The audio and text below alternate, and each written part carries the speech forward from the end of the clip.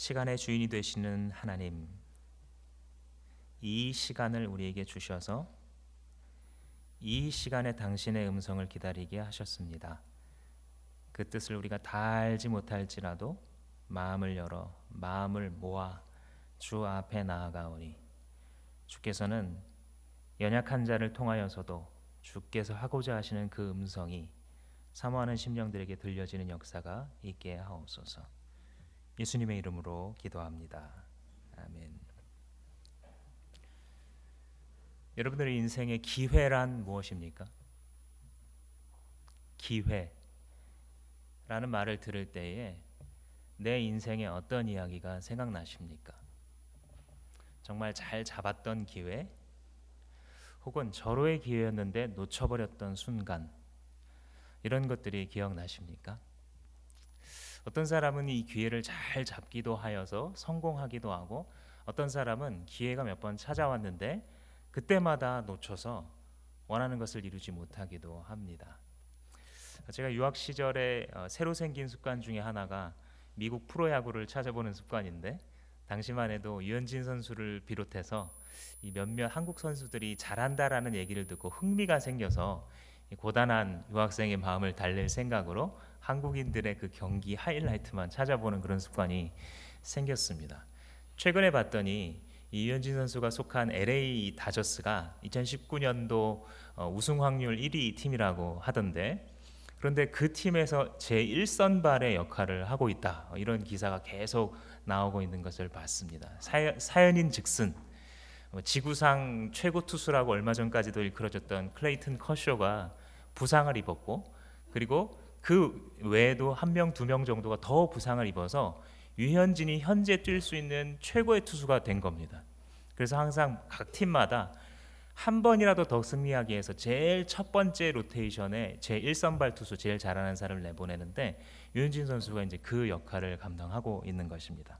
벌써 두 번 출전을 해서 2승을 거두면서 정말 실질적인 에이스가 되는 거 아니냐, 이렇게 이제 기대 섞인 국내 언론들의 보도가 막 나오고 있는 것을 보았습니다. 말하자면 기회를 잘 잡는 거죠. 자기가 사실 뛰어난 투수이기는 해도 전 세계에서 제일 잘하는 사람들만 모아놓은 그곳에서 했더니 당연히 자기보다 더 뛰어난 사람들이 있기 마련인데, 그러나 어떤 기회가 주어졌을 때 자기의 실력을 톡톡히 보여주고 있는, 기회를 잘 살리고 잡는 경우다라고 말할 수 있을 것입니다. 그런데 기회를 잘 잡는 사람만 있는 게 아니라 놓치는 사람들도 있습니다. 사실 어찌 보면 더 많지 않을까 생각합니다. 기회가 왔는데 이게 기회인 줄 몰라서 놓치고, 혹은 이게 기회라는 걸 알아보는데도 어찌하다가 기회를 낭비해 버리는 경우도 상당히 많이 있습니다. 우리 인생에도 기회는 찾아옵니다. 세상 사람들도 인생에 3번의 기회가 찾아온다 이러면서 막 책을 쓰기도 하고 말을 하는데, 우리의 인생에 하나님께서 기회를 주십니다. 그리고 하나님께서는 우리가 이 기회를 낭비하지 않기를 기대하십니다. 왜냐하면 그는 시간의 주인이시기에 자기의 자녀들이 하나님께서 주신 시간을, 특별히 기회를 소중하게 여기시기를 기대하시는 것입니다. 오늘 우리가 묵상한 이 본문에는 벨릭스라는 인물이 기회를 낭비해버리는 이 장면을 보여주고 있습니다. 두 가지 정도를 볼 수 있는데, 두 가지를 중심으로 살펴보려고 하는데, 하나는 의를 행할 기회를 낭비하는 장면을 보여주고, 또 하나는 의가 될 기회를 낭비하는 장면을 보여주고 있습니다. 첫 번째로 의를 행할 수 있는 기회를 놓치는 장면입니다. 이 벨릭스는 사실 굉장히 이중적인 인물입니다. 여러 가지 면에서 잔인한 통치로 유명했던 총독입니다. 이 유대를 다스렸던 총독이 여러 명, 그 중에는 우리가 아는 빌라도 총독 같은 사람도 있고요.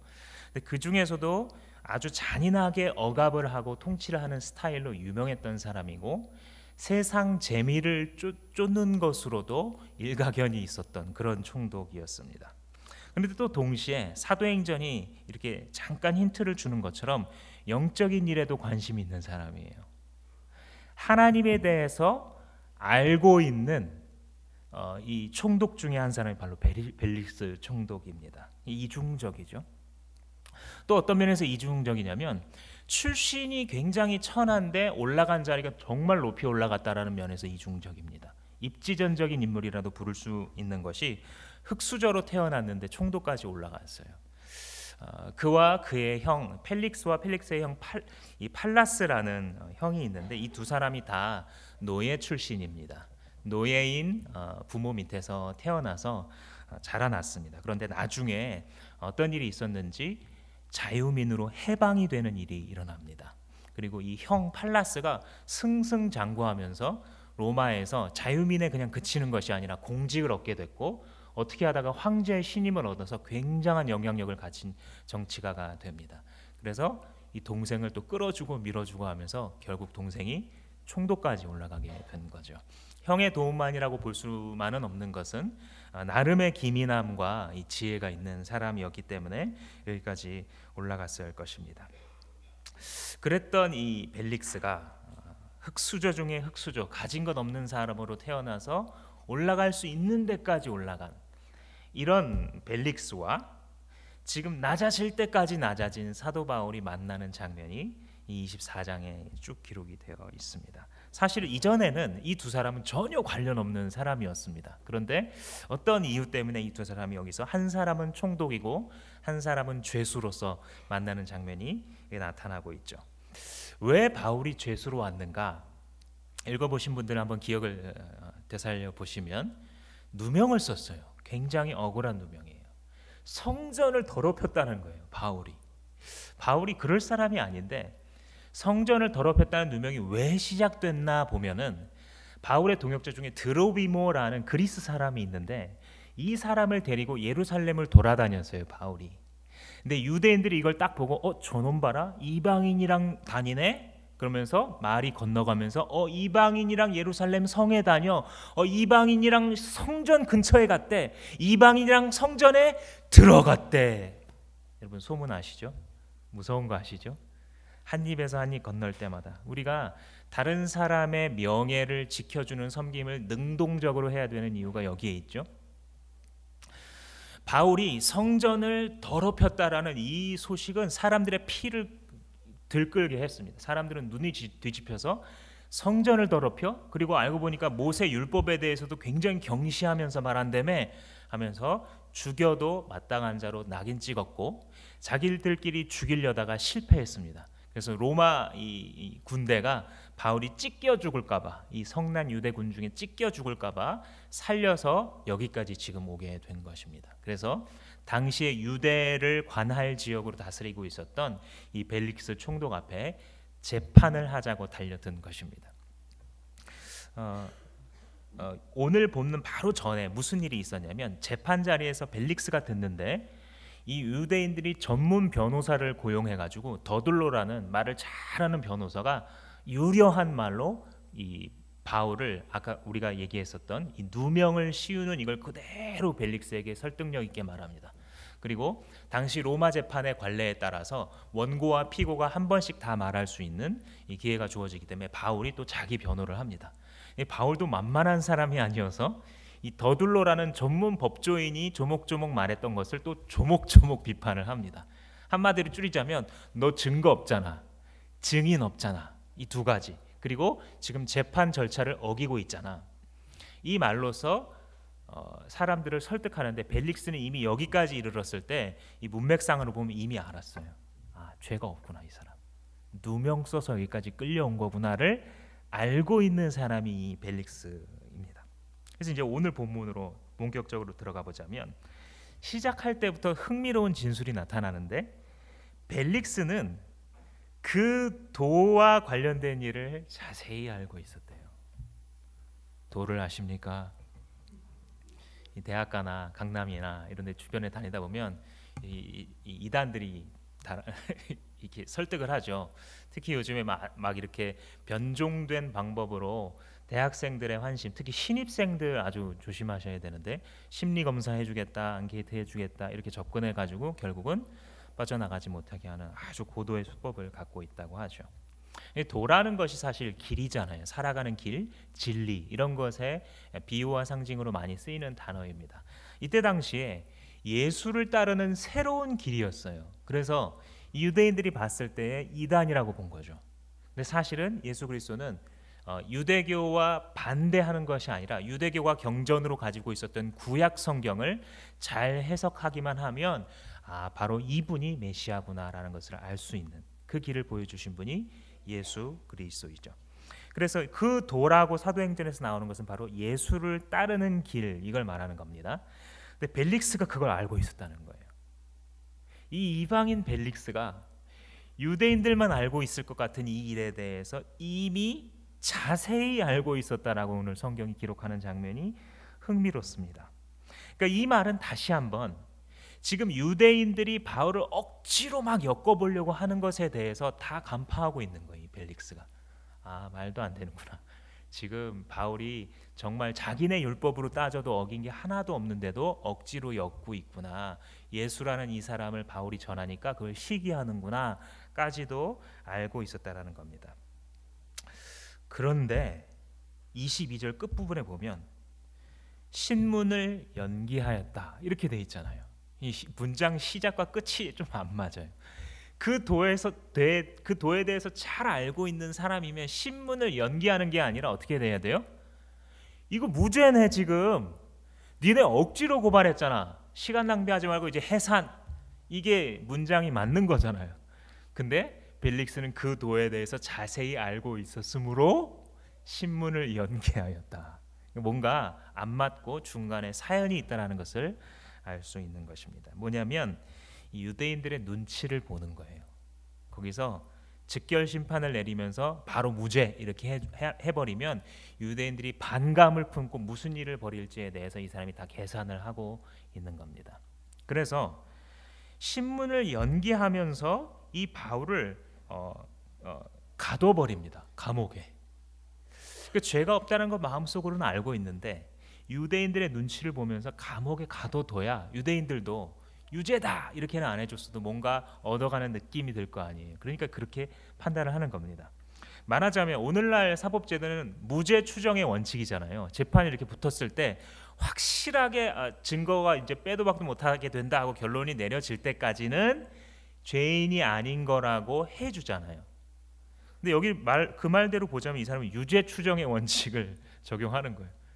잘 모르겠으니 연기해 보자. 그런데 아무튼 그때까지는 너는 죄인이야. 이런 지금 취급을 하는 겁니다. 바울은 계속 억울한 취급을 지금 당하고 있는 거예요. 자기 동족들에게 그리고 로마 총독에게. 이 신문을 연기하면서 너는 죄인인 거야라고 하면서 가두면서 또 동시에 23절에 보면 자유를 주고 먹을 것을 주도록 편의를 제공합니다.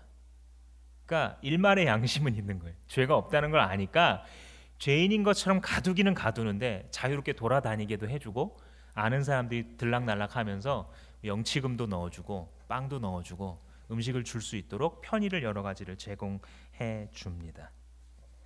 여러분 이거 한번 좀 큰 그림으로 한번 생각해 보세요. 무슨 기회가 낭비되고 있는 것일까요? 지금 이 그림에서 벨릭스가 아는 게 있잖아요, 그죠? 그리고 벨릭스가 지금 결정해야 되는 게 있어요. 이 시기, 이 타이밍에 뭔가가 낭비되고 있어요. 그것은 바로 옳은 가치를 실현할 기회입니다.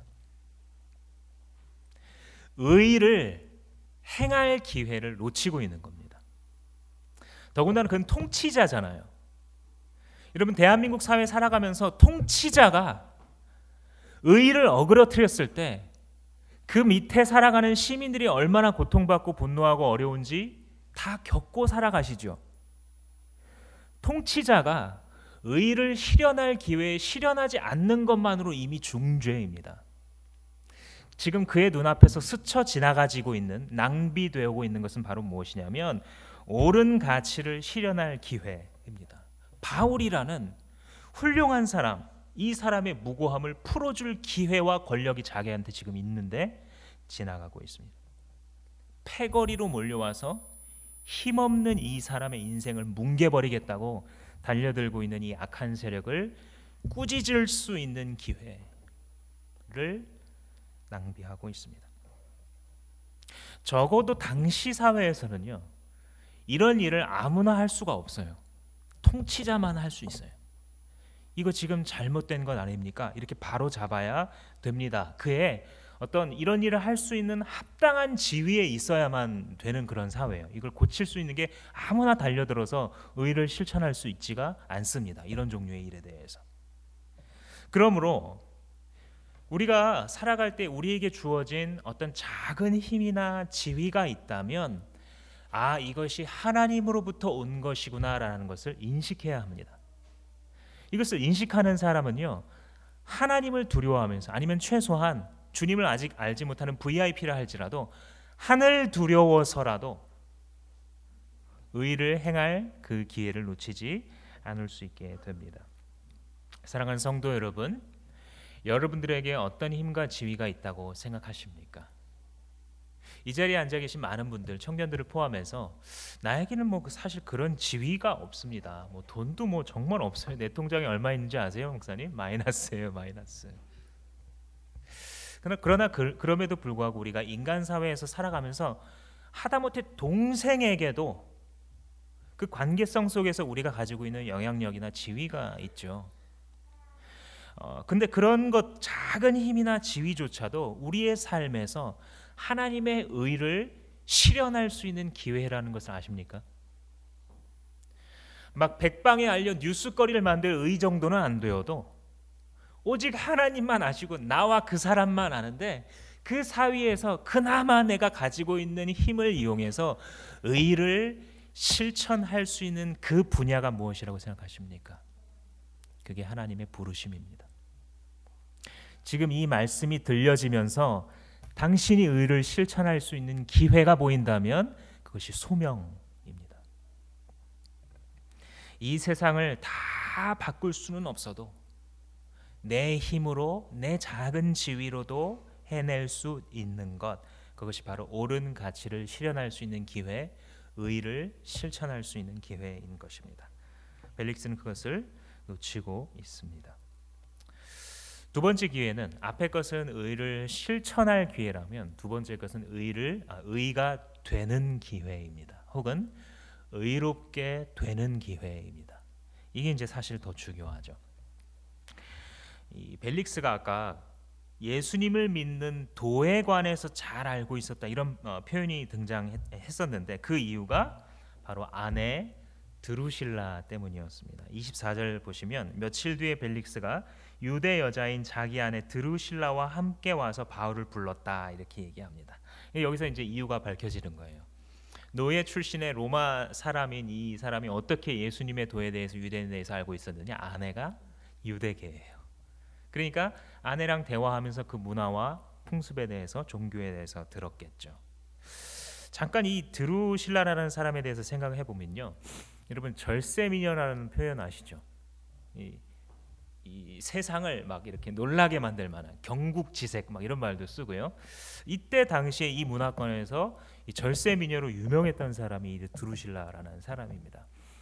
14살 때 아버지를 잃어버리는데, 이 아버지가 또 유명한 헤롯 아그리파 1세입니다. 이 헤롯 아그리파 1세가 누구냐면 예수님이 태어날 때 예수님 아기 예수를 죽이려고 했던 헤롯 있죠. 그 헤롯은 헤롯 대왕이라고 부르는 헤롯 1세 왕이에요. 그런데 그 아들인 헤롯 아그리파, 이 사람이 누구냐면 야고보 사도를 죽인 사람이에요. 혹은 예수님이 십자가 지시기 직전에 헤롯 앞에 갔다고 나오는데 그 헤롯이 바로 이 헤롯입니다. 헤롯 아그리파 1세. 이 사람의 막내딸이 드루실라였는데 14살 때 시집을 가게 돼요. 시리아의 어떤 작은 이 지방의 왕으로서 다스리고 있는 남자가 있었는데, 이 남자에게 아마도 정략 결혼이었겠죠. 결혼을 하게 됩니다. 그런데 불행했어요, 결혼 생활이. 그래서 마음에 차지 않던 터에 오늘 이 본문에 나오는 벨릭스, 영어 표현으로는 펠릭스입니다.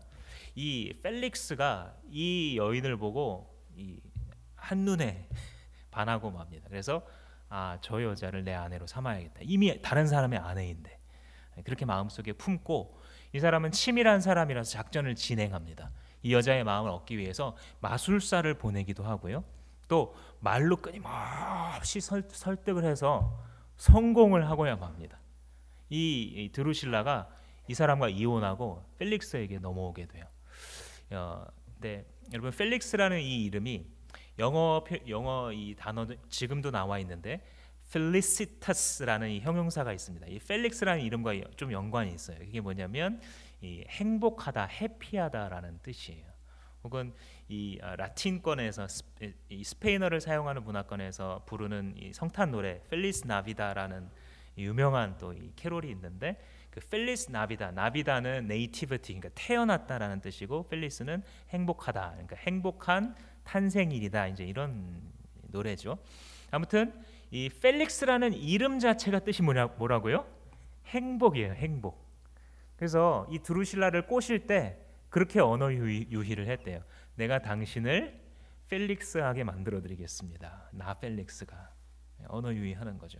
아무튼 말빨 때문이었는지 집요함 때문이었는지 뭐 때문이었는지 이 여자가 펠릭스에게 넘어오고 맙니다. 그런데 그녀는 자기의 인생의 이런 스토리 때문인지 아버지가 일찍 돌아가시고 결혼을 2번 했어야 됐었고 그 결혼에서 들어가 보니까 이 펠릭스는 사실 한 번 결혼한 사람이 아니라 3번 결혼한 사람입니다. 그러니까 이 세상 재미 쾌락 다 쫓는 사람이죠, 이 펠릭스는. 그래서인지 이 드루실라는 영적인 것에 관심을 가졌어요. 그래서 자기의 남편을 시켜서 바울 선생님 당신이 지금 잡고 있다는데 우리 가서 좀 뭔가 들어봅시다. 그 도에 대해서 나도 알고 싶어요 라고 말을 했던 것이죠. 그러니까 사실 이게 벨릭스에게는 기회입니다. 이런 아내가 있다라는 거. 이런 아내를 통해 지금 바울 선생님이 왔을 때 이것을 들어볼 수 있는 기회가 이 사람의 인생에 오고 있는 것입니다. 그래서 24절부터 25절까지 바울을 불렀더니 바울이 예수 얘기를 하죠. 예수의 사람은 이런 거예요. 불러가지고 툭 찔리면 결국 예수 얘기가 나와야 되는. 여러분들 보통 이 젊은이들이 농담으로 깔때기 이론 이렇게 얘기하잖아요. 뭔지 아세요? 자매들끼리서 막 모여서 얘기하다 보면 이 얘기 저 얘기하다 결국 누구 얘기? 모르는 척 하시고 계시네요. 형제 얘기로 끝난다. 깔때기처럼 형제들끼리 모여서 막 이 얘기 저 얘기하다가 결국 무슨 얘기? 자매 얘기로 끝난다. 그런 것처럼 이 바울이 예수의 사람이잖아요. 예수의 사람은 막 얘기하다 보면 결국 어디로 가요? 예수에 관한 얘기가 나온 거예요. 이게 자기가 예수의 사람인지 아닌지를 말해주는 거예요. 내 친구랑 뭐 다짜고짜 처음부터 예수 얘기를 하기는 좀 어렵겠죠, 그죠? 그러나 이 얘기 저 얘기하고 밥 먹고 놀고 뭐고 하다 고민 들어주고 상담해주고 하다가 결국은 무슨 얘기? 예수 얘기. 이게 예수의 사람이에요. 전도는 어차피 미련한 것이에요, 그죠? 성경이 말하는 것처럼 예수의 이름을 굉장히 근사하고 사람들의 화를 돋구지 않는 방식으로 말하는 법은 없어요. 예수 그리스도의 이름은요 이미 말하는 순간 공격적이에요. 뭐 세상에서 이게 이슈가 되니까 공격적인 선교, 공격적인 전도 뭐 이렇게 하면서 막 비판하고 막 하죠. 그런데 아무리 나이스하고 아무리 관대한 마음으로 전해도요 예수의 이름을 믿으라 이미 공격적이에요. 피할 수 없어요. 그래서 사도 바울은 나는 전도에 미련한 것으로 한다. 그리고 이 복음을 부끄러워하지 않는다라고 말했어요. 이 재판 자리에 끌려가고 있는 장면도 바로 그 예수 얘기 때문에 잡혀왔는데 그 잡혀온 재판 자리에 재판권을 가지고 있는 펠릭스 앞에서도 결국 예수 얘기하는 겁니다. 예수의 사람이죠. 근데 예수 얘기를 하면서 특별히 25절에서 이 얘기를 해요. 바울이 말한 예수 얘기 중에 어떤 얘기를 했냐면 의와 절제와 심판의 얘기를 했다는 거예요. 의와 절제와 심판. 이 얘기를 들으면서 벨릭스는 정말 마음속에 많이 찔렸을 거예요. 의라는 건 뭐냐면 올바름이잖아요. 그렇죠? 쉽게 말하면 올바른 게 뭐냐? 우리가 살아가고 생각하고 행동하고 눕고 자고 먹고 올바른 것, 의가 무엇이냐? 여기에 대해서 한번 논했다는 거고 절제라 함은 그 의에 맞게 사는 게 절제죠. 심판이라 함은 그 의가 없는 자가 마지막에 갖게 될 인생의 결말. 그죠? 의와 절제와 심판에 대해서 얘기했을 때 벨릭스가 이걸 굉장히 두려워했다라고 성경이 오늘 기록하고 있습니다. 그가 왜 두려워했을지 잠깐 우리도 이 의와 절제와 심판에 대해서 간략하게 한번 생각을 해보자면, 의라는 것은 올바름이에요. 근데 여러분 어떠세요? 올바르게 살아, 뭐 바르게 살아, 올바름 이런 얘기를 들을 때 막 기분 좋고 흥분이 되세요? 아니면 막 약간 따분하고 지겹고 뭐 괜히 막 또 설교 오래 들어줘야 될 것 같고 막 부모님 내가 듣기 싫은데 계속 이게 약간 지겨운 쪽이세요? 어떤 쪽이십니까? 제 경험으로 의, 올바름, 바른 삶 이런 얘기를 듣는 게 굉장히 지겹더라고요. 이 청소년 때 청년기를 지나면서 이런 얘기 듣기가 싫더라고요. 그런데 올바름을 지겨워하는 사람들의 두 종류가 있습니다. 하나는 올바름이라는 이름의 억압을 받은 경우에 올바름이 싫어요. 올바름에 대해서 듣는 게 지겨워요. 이런 겁니다. 부모님이 야, 너 공부해야지. 얘가 뭐가 되려고 지금 네 경쟁자들은 지금 뭐 하고 있는 줄 알아? 나 다 너 인생을 위해서 하는 얘기야. 뭔가 올바라요, 그죠? 이게 내가 틀렸다고 말하는 건 아닌데, 근데 그러면서 엄마 아빠는 하루 종일 인터넷 하고 있어요. 너 뭐해? 드라마 1. 너 뭐해? 드라마 2. 뭔가 올바른데 듣기가 싫어요. 야, 너 교회 가야지. 교회 가야지. 너 교회 안 가면 하나님이 너 큰일 난다. 기독교인이 교회 빠지면 돼? 자기는 맨날 교회 욕하면서, 엄마 아빠는 맨날 교회 갔다 오면 교회 욕해. 교회 욕하고 사람 욕하고 지도자 욕하고 친구 욕하고 이 사람 불평하고 저 사람, 그러면서 자식한테는 교회 가야지. 교회 가야지. 교회 안 가면 마치 무슨 죄인인, 무슨 세상의 죄는 다 지은 것처럼 막. 물론 교육상 또 그렇게 하는 부분이 있습니다. 필요합니다. 그러나 올바름이라는 이름으로 사람을 억압하는 경험을 너무 한 사람은요, 올바름에 대해서 듣기가 싫은 겁니다. 그런데요, 올바름은요 원래는 지겨운 게 아니에요. 생각해 보세요, 여러분. 올바르지 않은 것들이 위에서 설치고 있어봐요. 재밌어요? 안 재밌어요. 올바름이라는 것은 무엇이냐면 생명이 생명을 유지하는 방식이에요. 그게 올바름이에요. 세포가 올바름을 유지하지 않고 성장하면 그게 암이에요. 암. 생명이 생명을 유지해가는 방식이 올바름이고요. 인간이 인간다움을 유지하는 방식이 올바름이에요. 올바름이라는 것은 사실 재밌다 안 재밌다의 이것으로 볼 것이 아니라 올바름을 통해 내가 생명과 인간됨을 갖고 있는가 아닌가 이것이에요. 또 하나 올바름을 지겨워하는 사람의 또 하나의 종류는 마음이 타락한 사람입니다. 어쩌면 이 사람은 올바름에 동의할지도 몰라요. 그리고 이 올바름, 의에 대해서 그게 좋지라는 것도 부인하지는 않습니다. 그러나 결정적으로 어때요? 따르지 않아요. 그 올바름을, 그 의를 결국 선택하지 않아요. 이 사람은 하나님의 심판 아래 자기를 끌고 가는 마음이 바로 이 마음이라는 것을 깨달을 필요가 있습니다. 하나님의 영원한 심판대 아래 무엇이 놓이냐면 올바름이 올바름인 줄 알면서도 그 올바름이 싫어하는 그 마음이 하나님의 심판대 앞으로 나를 끌고 가는 겁니다. 이 의가 의라는 것을 알면서도 그 의를 선택하지 않고 악을 선택할 때, 불의를 선택할 때 바로 그렇게 하고 싶은 마음, 그 올바름을 회피하고 싶은 그 마음이 나를 지옥 불구덩이로 끄집어 들어가는 것입니다. 이것을 우리의 선배들은 전적 타락이다라고 불렀죠. 의를 알아요. 그러나 행하지 않아요. 의를 행하고 싶어요. 그런데 행할 능력이 없어서 또 오늘도 불의를 행해요. 회개를 하고 그 죄를 안 짓고 싶어요. 그러나 저녁 때 가면 또 똑같이 하고 있어요. 그 다음날 또 후회하고 회개해요. 그러나 시간이 지나면 또 제자리에 와 앉아 있어요. 예수께서 뭐라고 비유하셨죠? 개가 토한 것 위에 도로 누워서 그걸 도로 먹고 있다고. 이것이 하나님을 떠나서 마음이 부패한 인간들의 군상, 인간들의 모습인 것입니다. 아무도 예외가 없어요. 주님께서 말씀하시기를 선을 찾는 자가 있나 봤더니 아무도 없다. 해 아래 아무도 의를 찾는 자가 없다라는 거예요. 왜요?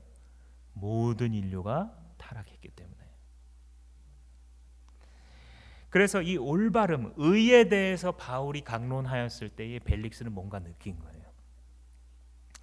의라는 것은 사실 우리가 이런 타락의 영향을 받고 있기 때문에 예수 그리스도가 없이는 우리에게 주어질 수 없는 것이 바로 의입니다. 인간이 아무리 노력해도, 내가 이 의로워지려고 올바라지려고 아무리 노력해도 어딘가에 이게 핀트가 나가 있는 부분이 있습니다.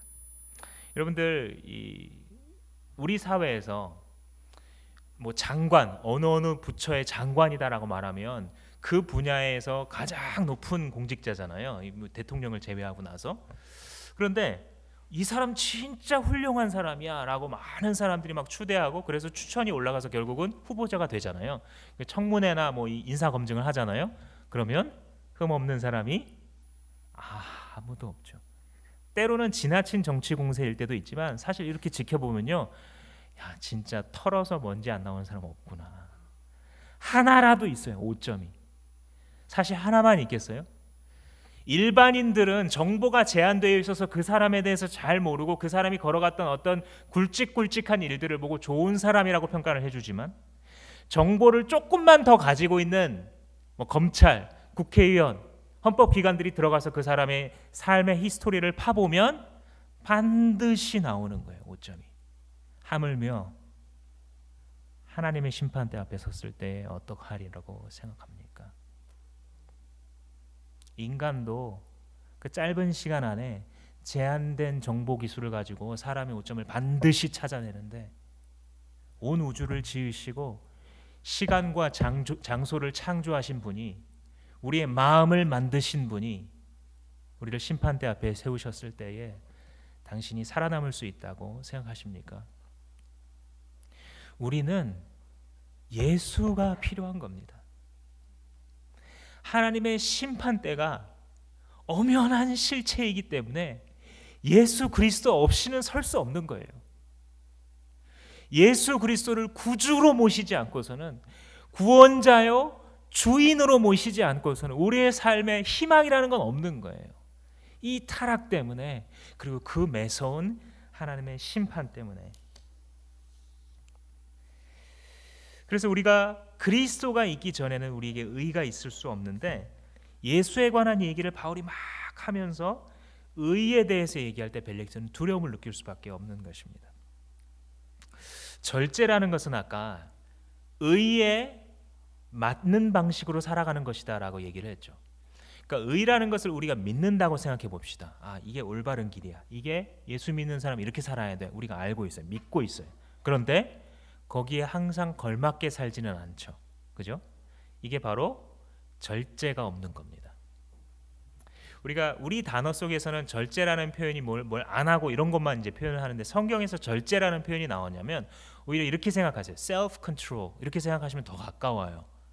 근신이라는 표현도 사용했었어요. 이전 성경들은. 이게 뭐냐면 자기 스스로를 들여다보면서 다스리는 건데, 어떤 방식으로 다스리냐면 의가 유지되게 다스리는 거예요. 자기를. 의를 믿었잖아요, 내가. 그죠? 예수의 길을 믿었어요. 안 믿은 게 아니라 믿었으면 그 믿은 방식에 맞게 살아가는 거, 그게 절제예요. 셀프 컨트롤이에요. 오늘날 교회에서 많이 안 가르쳐지는 바가 바로 이 절제입니다. 현대 교회에서는 인기 있는 가르침의 주제가 자유입니다. 자유, 기쁨. 물론 성경이 아주 중요한 핵심적인 주제가 맞아요. 그런데 1절만 부르고 더 중요한 2절이 안 들어가 있는. 왜냐하면 1절을 유지시켜 주는 게 2절이거든요. 자유를 유지시켜 주는 게 절제예요. 기쁨을 항상 누리도록 해주는 게 바로 절제예요. 이 절제라는 것은 뭘 안 하는 것만이 아니라 내가 믿는 바 의의 삶의 방식으로 살아가도록 나 자신을 다스리는 것, 이것이 바로 절제입니다. 얼마 전에 어떤 성도님 한 분이 이런 얘기를 하시는 거예요. 본인이 봉사를 하시고 나서 예배에 들어오시는데, 봉사를 하고 나서 이제 보통 식사를 하잖아요, 우리가. 근데 이제 봉사하고 식사를 허겁지겁하고 그다음에 딱 이렇게 이제 예배를 들어오면 시간이 짧으니까 짧은 시간에 막 먹고 들어오니까 맨날 졸리더라는 거예요. 예배 시간에 집중이 안 되고. 여러분들은 잘 공감이 안 되시나 봅니다. 이 식사를 하고 막 이 포만감 때문에 그런 느낌이 자꾸 들어서 언젠가 한 번은 일부러 식사를 거르고 들어왔대요. 예배. 그랬더니 결과가 너무 또렷한 정신으로 예배를 잘 드릴 수가 있었다는 거예요. 이게 뭐예요? 의를 유지하도록 자기를 다스리는 거예요.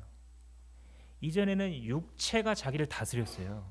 그런데 지금은 자기가 육체를 다스리는 거예요. 뭘 위해서? 자기가 옳다고 믿는 바를 위해서. 육신의 정욕, 안목의 정욕이 자기를 쓰러뜨리려고 할 때 믿는 바를 유지시키는 것, 그것이 바로 절제입니다. 여러분, 절제의 능력을 가지십시오.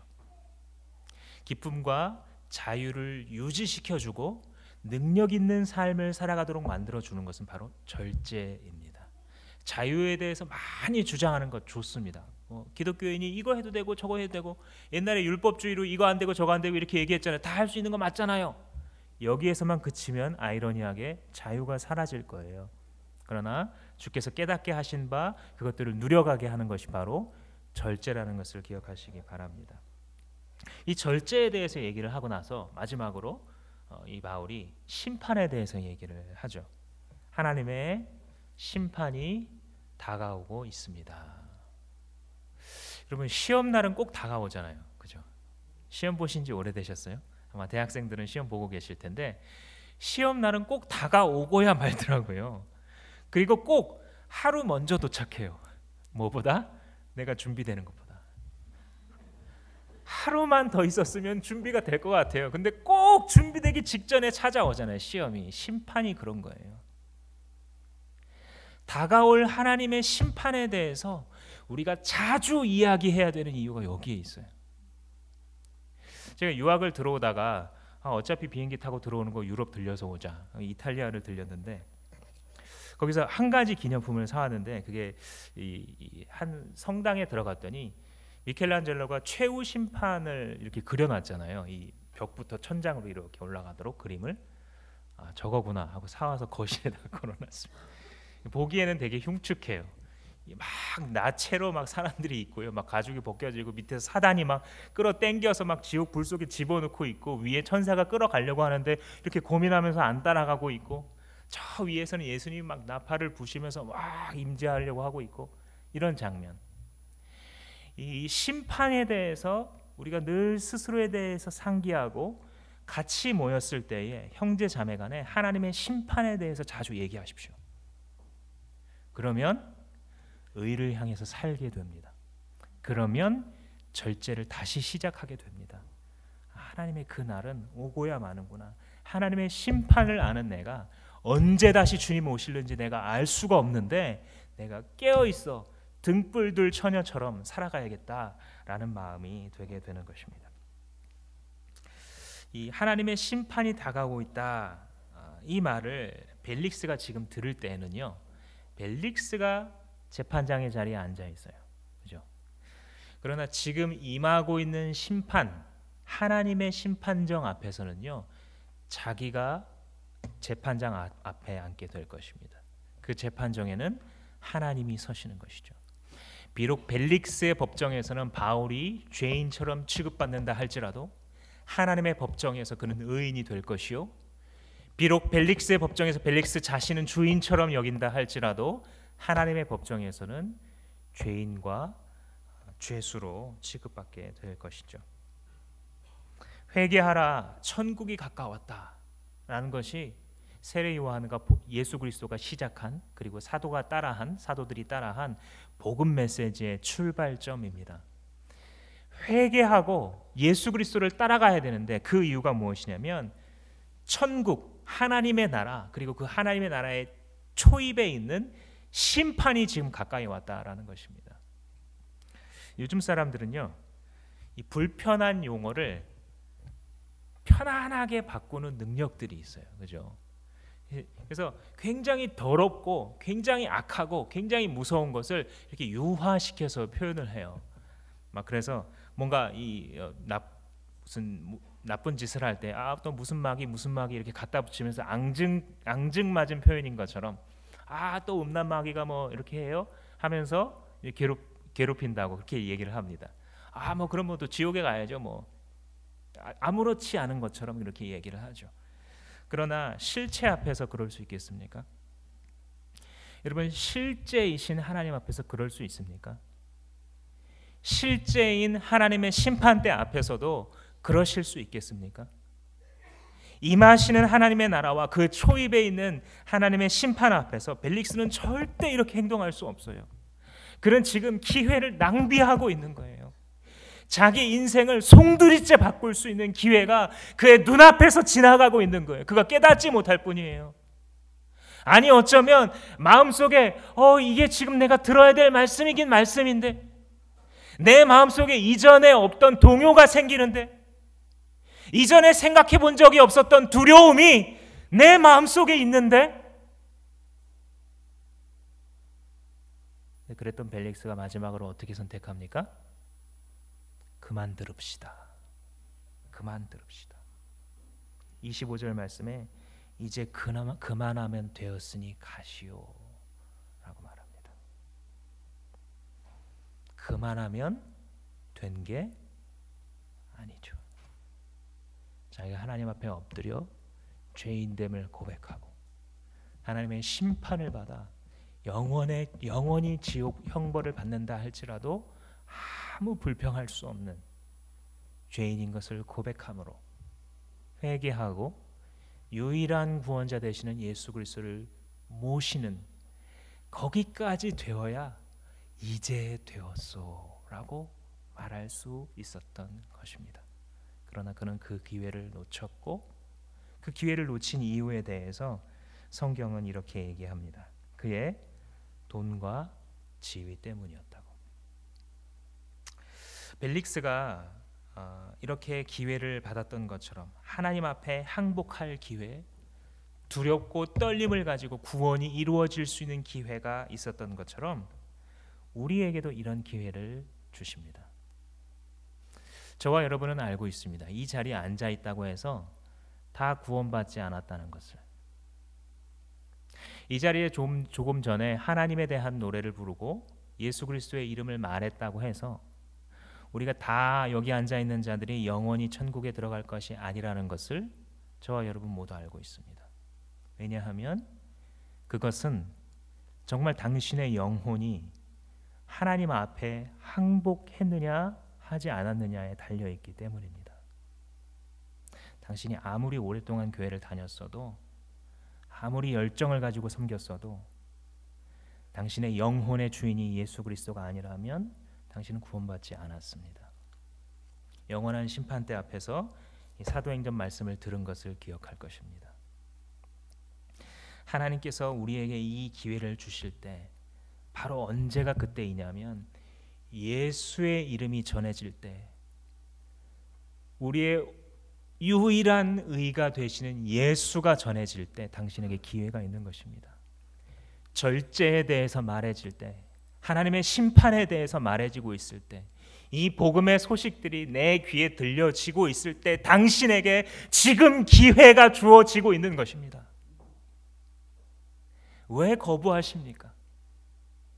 이 하나님께서 당신을 마치 세상에서 가장 집요한 추적자인 것처럼 따라오시고 또 따라오셔서 내가 그렇게 밀어내도 그 주님께서 결국은 오셔서 내 마음 가운데에 내가 너를 사랑한다, 내가 너를 위해서 이 십자가를 졌노라 라고 말씀해 오시는 그분 앞에 왜 망설이십니까?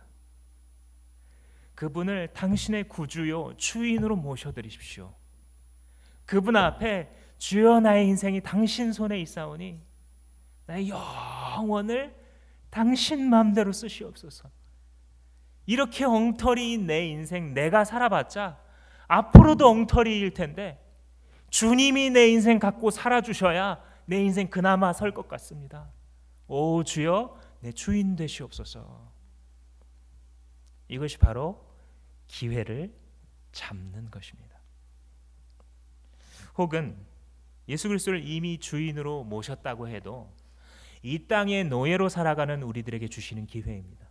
예수의 이름이 선포될 때, 의에 대해서 가르쳐질 때, 절제와 심판에 대해서 배울 때 당신이 이 땅의 노예로 살지 않을 기회가 주어지고 있는 것입니다.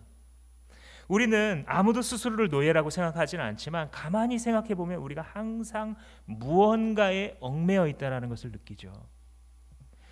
이 정도는 배워야 행복할 것 같고, 이 정도는 가져야 행복할 것 같죠. 이때는 이게 해결되어야 좀 행복할 것 같고요. 요 정도는 올라가 줘야 행복할 것 같아요. 이런 병은 없어야, 이런 사람들하고는 있어줘야 행복할 것 같은. 그래서 끊임없이 이거 그리고 그것에 매여 있는 삶. 그것을 하나님은 네가 이 땅에 노예되었구나라고 말씀하십니다. 사랑하는 여러분, 이런 것에 평생 매여 사시겠습니까? 평생 이거 아니면 한이 되는 삶, 이거 아니면 내 인생 망한 것 같은 삶, 이거 아니면 내 인생 너무 박탈감이 느껴지고 너무 자존감이 무너지는, 결국 땅에 붙들러 매어진 옴짝달싹 못하는 사람처럼 그렇게 이 땅에 노예로 사시겠습니까? 아니면 그리스도의 손을 잡고 하늘로 비상하시겠습니까? 주님께서 우리에게 복음을 말씀하실 때는 바로 그런 기회가 주어지는 것입니다. 한 가지만 짧게 나누고 말씀을 마치겠습니다. 벨릭스가 이런 기회를 날려버린 이유는 다름 아닌 돈과 지위 때문이었습니다. 여러분, 생소하지 않죠? 26절과 27절 말씀을 보시면 26절에 이렇게 돼 있어요. 동시에 그는 바울에게서 뭐를 받을까 하고 은근히 바랐다고요? 돈을 받을까 하고 은근히 바랐다. 사람은 별거 없어요. 예나 지금이나 사람은 별거 없어요. 결국은 돈이에요.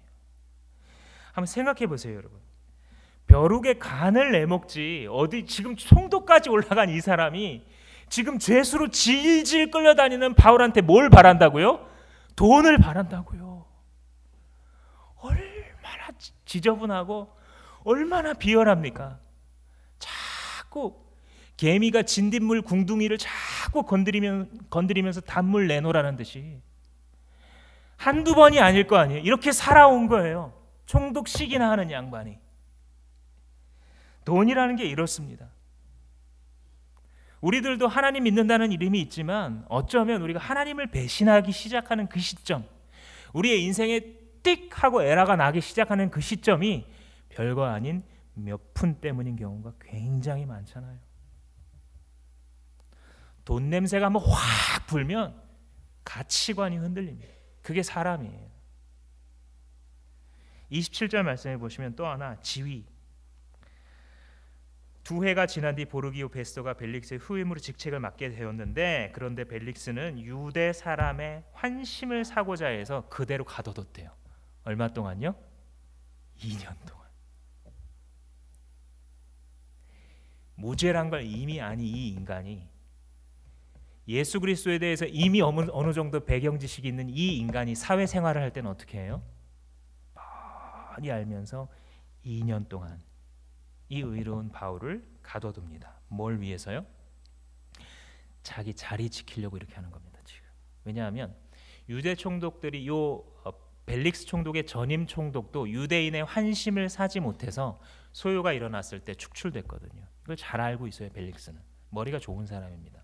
그래서 자기가 유대인들을 막 폭정을 하면서도 이런 소요 사태가 일어나면 환심을 살 사탕을 자꾸 대중들에게 던져주면서 개돼지를 만드는 거예요.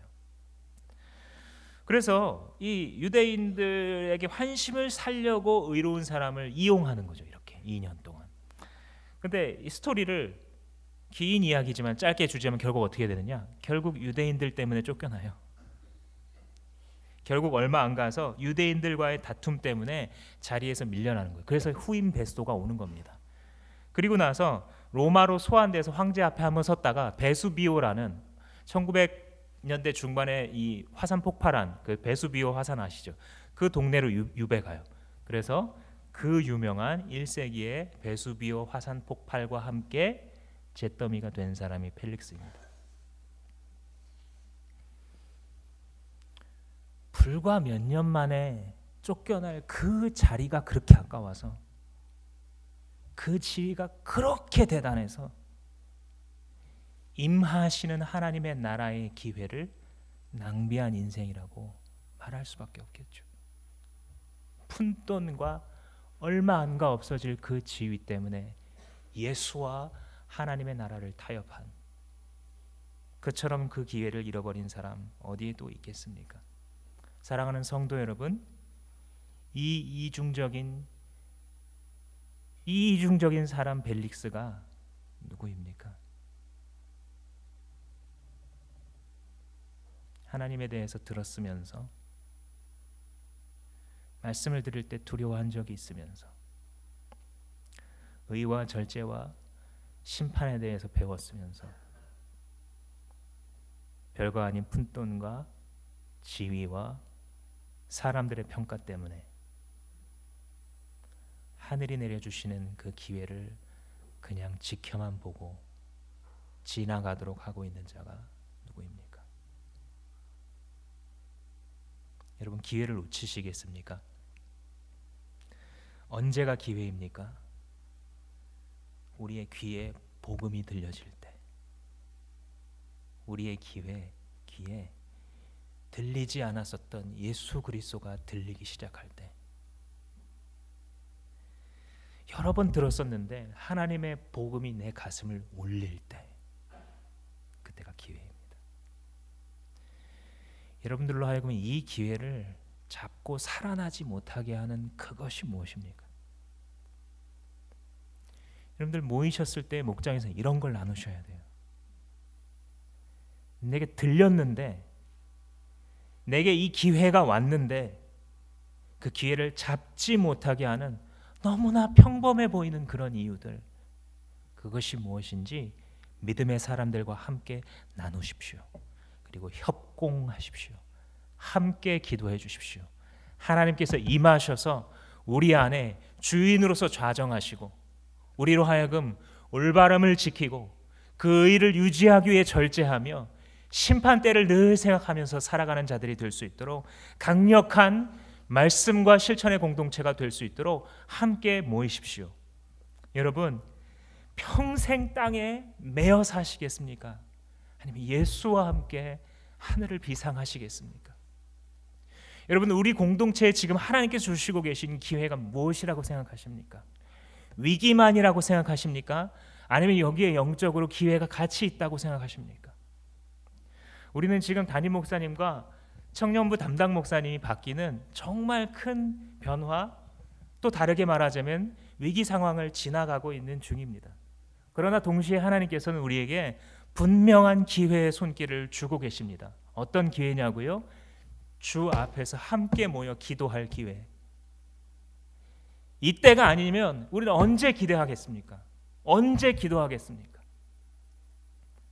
여기 우리 성도님들과 또 우리 청년들도 많이 있는데, 같이 모여서 교회를 위해, 리더를 위해, 우리 자신을 위해 지금 기도하지 않는다면 언제 내가 영적으로 각성하고 주님과 함께 걸어갈 절호의 기회가 또 올 수 있다고 보십니까?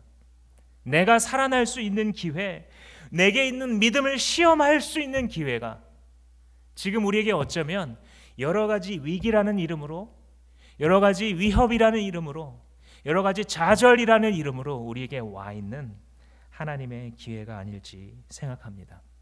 이 시간 한번 하나님 앞에 기도하겠습니다.